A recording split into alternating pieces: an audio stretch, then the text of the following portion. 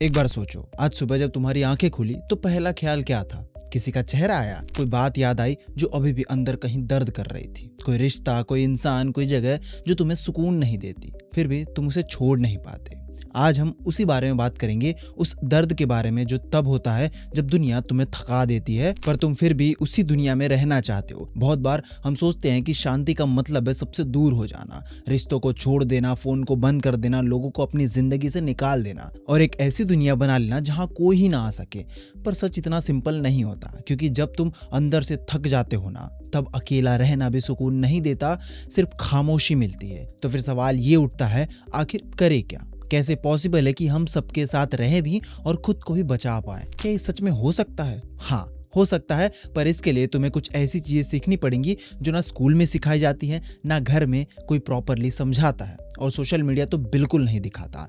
ये चीजें हैं तुम्हारी साइकोलॉजिकल बाउंड्रीज, एक ऐसा अंदर का दरवाजा, एक ऐसा सिस्टम जो तुम कंट्रोल कर सकते हो। सबसे पहली बात जो समझनी जरूरी है, हर इंसान जो तुम्हें हर्ट करता है वो जरूरी नहीं कि बुरा इंसान हो। दोबारा सुनो, हर इंसान जो तुम्हें हर्ट करता है वो जरूरी नहीं कि बुरा इंसान हो। कुछ लोग तुम्हें इसलिए हर्ट करते हैं क्योंकि उनकी अपनी जिंदगी में ऐसी तकलीफें होती हैं जो कभी हील ही नहीं हुई। कुछ लोग इसलिए हर्ट करते हैं क्योंकि उन्होंने कभी किसी को बाउंड्री सेट करते हुए देखा ही नहीं, उन्हें पता ही नहीं होता कि वो तुम्हारी लिमिट्स क्रॉस कर रहे होते हैं। और कुछ लोग तुम्हें इसलिए हर्ट करते हैं क्योंकि तुम उन्हें अलाउ कर देते हो।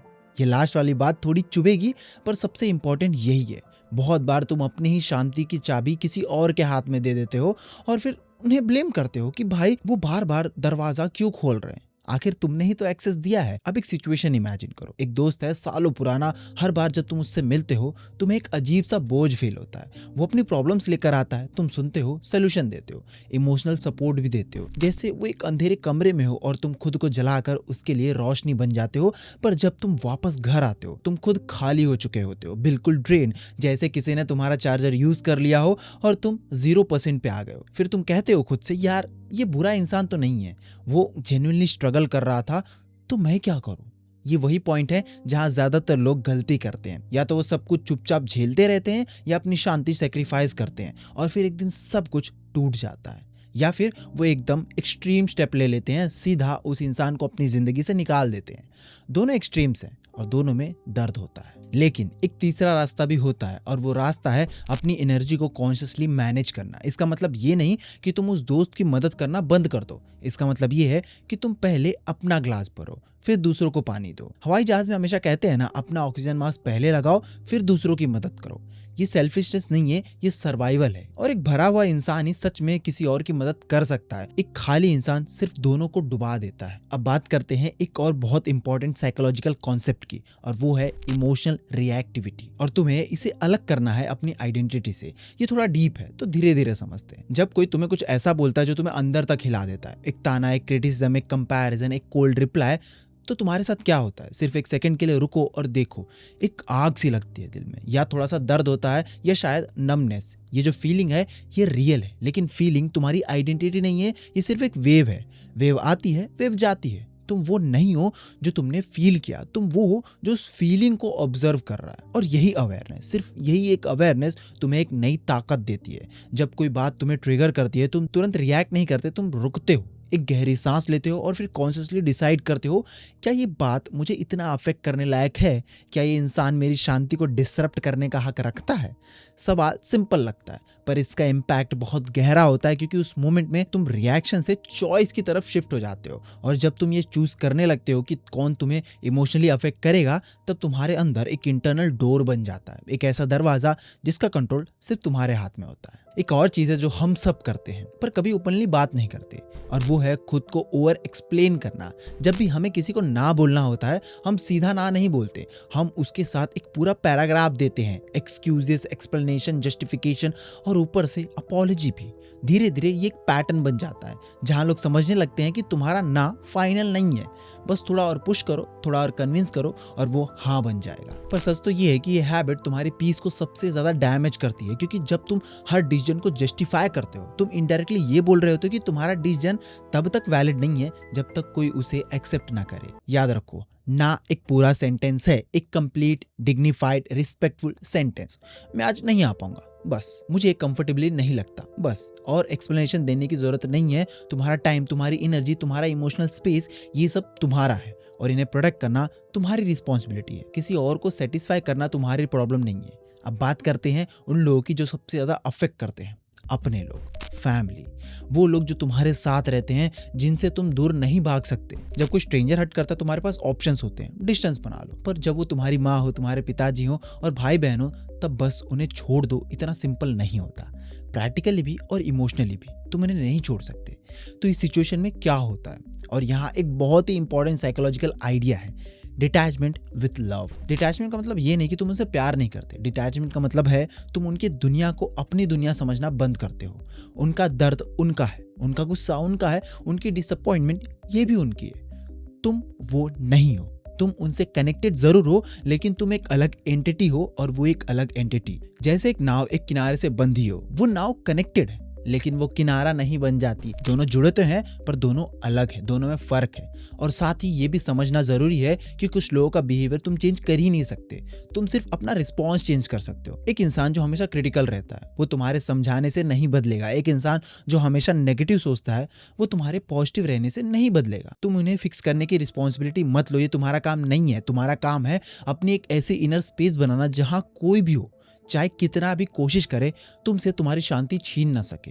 हर बात को दिल तक ले जाना जरूरी नहीं होता। कभी कभी रिस्पेक्ट का मतलब ये नहीं होता कि सब कुछ साइलेंटली टॉलरेट करो, बल्कि ये होता है कि तुम कामली अपनी बाउंड्रीज दिखाओ बिना डिसरिस्पेक्ट के। मैं जानता हूँ कि फैमिली के साथ हम लाउड बाउंड्रीज नहीं रख सकते, पर वो सटल हो सकती हैं। कभी कन्वर्सेशन चेंज कर देना, कभी किसी टॉपिक पे रिएक्ट ना करना, कभी पोलाइटली कह देना मुझे इस बारे में बात नहीं करनी। ये सब छोटी चीजें लगती हैं, पर धीरे धीरे ये तुम्हें इमोशनली प्रोटेक्ट करने लगती है। हो सकता है कि तुम्हें लगे कि तुम गलत हो, तुम रूड हो रहे हो, तुम अच्छे बेटे या बेटी नहीं बन पा रहे, पर याद रखना अपनी मेंटल पीस को प्रोटेक्ट करना सेल्फिश कभी नहीं होता, ये जरूरी होता है। तुम अपनों से प्यार कर सकते हो और साथ ही साथ अपने को भी प्रोटेक्ट कर सकते हो, दोनों एक साथ पॉसिबल है। लेकिन ये जो इनर स्पेस बनाना है ना, ये इतना आसान नहीं होता। इसके लिए तुम्हें सबसे पहले अपने आप से मिलना पड़ता है, और ये मीटिंग वो चीज होती है जिससे ज्यादातर लोग बचना चाहते हैं। क्यों? जब तुम अपने साथ अकेले बैठते हो बिना किसी डिस्ट्रैक्शन के, तब वो सब सामने आ जाता है जो जिससे तुम भाग रहे थे। वो दर्द, वो इनसिक्योरिटीज, वो डर, वो सवाल जो तुमने कभी खुद से पूछा ही नहीं। इसलिए हम हमेशा बिजी रहने की कोशिश करते हैं, फोन यूज करते हैं, काम पे फंसे रहते हैं, हमेशा नॉइस के बीच में रहते हैं। ये हमारा एक एस्केप बन जाता है ताकि हमें खुद का सामना ना करना पड़े।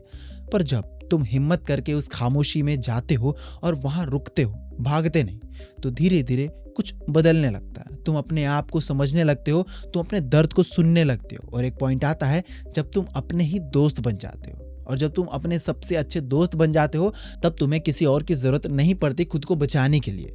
तब तुम लोगों को अपनी जिंदगी में चूज करते हो, मजबूरी से नहीं, लोनलीनेस से नहीं, बल्कि प्यार से। ये फर्क बहुत बड़ा होता है। नीड से जो रिश्ते बनते हैं उनमें हमेशा एक हंगर होती है, एक कमी जो कभी पूरी ही नहीं होती। तुम जितना देते हो उतना और चाहिए होता है। पर लव से जो रिश्ते बनते हैं उनमें एक सुकून होता है, एक कंप्लीटनेस। वहां तुम किसी को पकड़ के नहीं रखते, बस तुम उनके साथ होते हो। और सबसे बड़ी बात, तुम्हारी शांति किसी पे डिपेंडेंट नहीं होती, वो तुम्हारी अपनी होती है।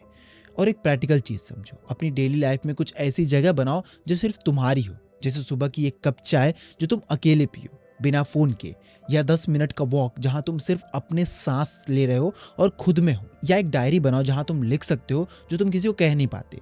ये सब छोटी चीजें लगती हैं, पर धीरे धीरे ये तुम्हारे अंदर एक सेफ स्पेस बना देती है। एक ऐसा घर जो बाहर नहीं, तुम्हारे अंदर होता है, जिसे कोई तोड़ नहीं सकता या फिर कोई छीन नहीं सकता।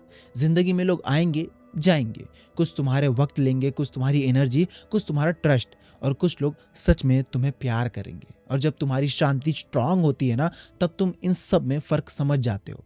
तब तुम अपना वक्त, अपनी मेहनत, अपना दिल सिर्फ उन लोगों को देते हो जो ट्रूली डिजर्व करते हैं, और बाकी के साथ तुम अपनी बाउंड्रीज मेंटेन करते हो और खुद को खोते नहीं। तुम्हारी शांति तुम्हारा सबसे बड़ा एसेट है। इसे प्रोटेक्ट करो, इसे नर्चर करो, और ये कभी मत सोचो कि ये सेल्फिश है, क्योंकि जो इंसान अंदर से शांत होता है ना, वो दुनिया को ज्यादा दे सकता है, ज्यादा प्यार, ज्यादा कंपैशन, ज्यादा समझ सकता है। एक थके हुए इंसान से जो डिस्टर्ब इंसान है उससे बहुत ज्यादा दे सकता है। तो आज से एक छोटा सा प्रॉमिस करो खुद से कि तुम अपनी शांति को प्रायोरिटाइज करोगे, तुम ना बोलना सीखोगे बिना किसी गिल्ट के, तुम उन लोगों के पीछे अपना वक्त और एनर्जी नहीं डालोगे जो तुम्हें बार बार छोड़ जाने वाली फीलिंग देते, और सबसे इंपॉर्टेंट कि तुम खुद के दोस्त बनोगे रोज थोड़ा थोड़ा। क्योंकि सच ये है कि इस दुनिया में सबसे मुश्किल काम यही है, सबके बीच रहना, सबसे प्यार करना, सबकी एक्सपेक्टेशन हैंडल करना, और फिर भी अपने अंदर की रोशनी को बचाए रखना। वो रोशनी जो तुम्हारी है, वो रोशनी जो तुम खुद हो।